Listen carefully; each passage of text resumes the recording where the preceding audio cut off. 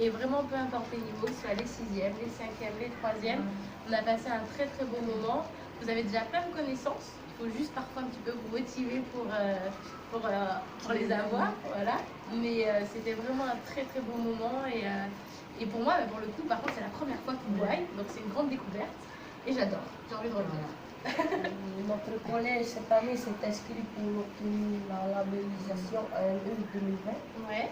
Et quels sont vos conseils que vous pourriez nous donner pour avoir notre labellisation? Alors moi je vous donne un conseil, c'est déjà, comme la zone a déjà été définie, hein, c'est ça, puisque vous avez eu Fanny qui est venue avec Adeline, moi ce que je vous conseille, c'est de mettre un peu plus la tête sous l'eau pour aller dans votre zone, parce que au mieux, enfin au plus de choses on va voir, on va apprendre et on peut protéger.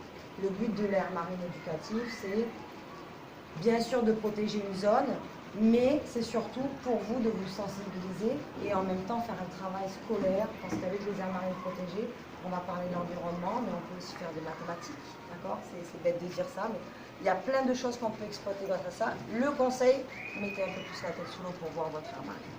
En plus, comme on est éco-délégué, on pourra mettre ces idées en place. Exactement. Et comme en plus avec l'aire marine éducative, ils vont vous fournir à un moment des masques et des tubas. Donc en plus, si c'est une question de moyens, ben, il n'y aura plus de questions à se poser parce que ces masques-là, lorsque vous aurez obtenu la labellisation, ils vont vous être offerts. Hein? C'est vrai, ça amuser les autres, mais en même temps les sensibiliser plus facilement. Mais oui, parce que l'éducation, ça passe aussi par le jeu. Hein, la sensibilisation, c'est par le jeu.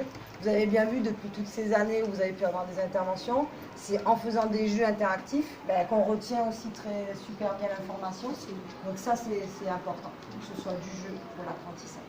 Et puis le grand conseil, moi aussi je pense que c'est, par rapport à ce que Magali vous a dit, c'est de ne pas hésiter à rester curieux sur votre environnement. Parfois même l'île sur laquelle on vit depuis toujours, on a l'impression de la connaître.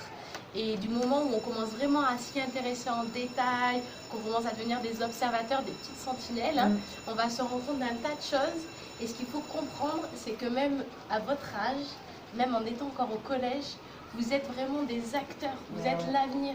Et nous, c'est dans ce sens-là qu'on a envie de vous sensibiliser, parce que si vous déjà, vous vous sentez sensible à ces choses-là, avec vos mots, même si nous, c'est notre métier, vous, c'est différent, avec vos mots, vous allez réussir à sensibiliser tous les jeunes qu'il y a dans votre établissement, vos copains, parce que vous allez leur parler, comme vous leur raconterez votre journée basiquement, et eux, ça va les rendre curieux, on se dira, ben nous, même si on aimerait bien venir aussi, mettre le masque, voir comment tu fais, que tu nous montres ce poisson et ce poisson.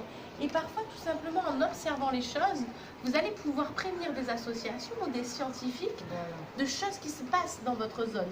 Je sais pas, ce matin, on me donnait l'exemple, par exemple, il y a 3 ans à Rapa, il n'y a plus d'oursins du jour au lendemain. Et bien, ça, typiquement, c'est une observation. Vous n'avez pas besoin d'être un scientifique pour voir les choses. Science participative. Voilà. Et donc, on a envie de vous encourager dans ce sens.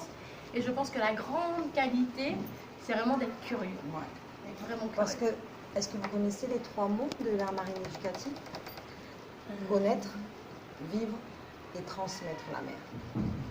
Donc, C'est comme un savoir. Exactement. Et ensuite, quand vous allez avoir ce savoir, que vous allez apprendre des choses, votre rôle à vous, ça va être de transmettre. De transmettre à votre famille, de transmettre à vos amis, de se transmettre sur le YouTube de l'école, d'accord? De transmettre, de donner l'information, mais justement pour qu'on soit plus nombreux en fait à œuvrer à la même cause, parce que vous allez impliquer des gens, vous allez les motiver. Du coup, ben, au plus on est nombreux, quand on dit l'union fait la force, c'est ça, pour l'environnement, c'est la même chose. Hein. Comme disait Charlotte, vous êtes les acteurs du futur environnement. Il ne faudrait pas que vous soyez les victimes justement de vos parents et des personnes des générations qui étaient avant vous. Ravi de vous avoir. Ouais, on fait plein de belles choses. Je crois qu'on a fini. Merci. Merci. Même à vous les garçons. Eh bien, on vous remercie aussi. On se fait la bise. Allez, un petit bisou. Merci. Toi, t'es d'ici? Moi, j'ai des rapports. Ah, t'es de là. Ce qui est bien